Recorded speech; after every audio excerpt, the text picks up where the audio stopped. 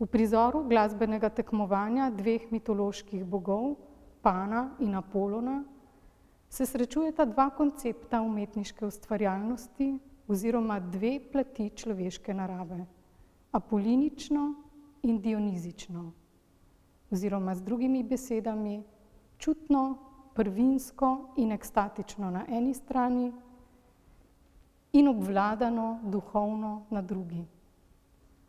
Grafik je na grafični list prenesel motiv stropne freske v francoskem dvorcu Fontainebleau. Freska je bila v 16. stoletju naslikana na oboku tamkajšnje Odisejeve dvorane in že v 18. stoletju uničena.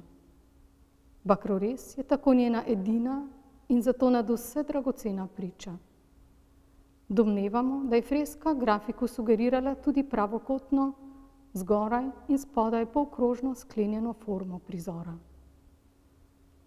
V spodnjem delu kompozicije je zgoščena figuralna skupina obeh glasbenikov, kompozicijsko ravnotežje v zgornjem delu upodobitve pa je mali krilatec, ki piha v rog.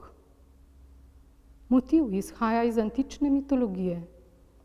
Literarni vir za merjenje glasbenih moči med Panom in Apolonom so Ovidijeve metamorfoze.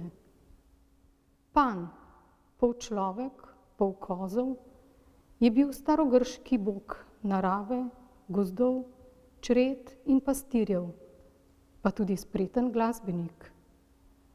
V svoji nečimrnosti je verjel, da se svojo trstenico lahko kosa s samim Apolonom, bogom svetlobe, modrosti in umetnosti, ter zaščitnikom poezije in glasbe.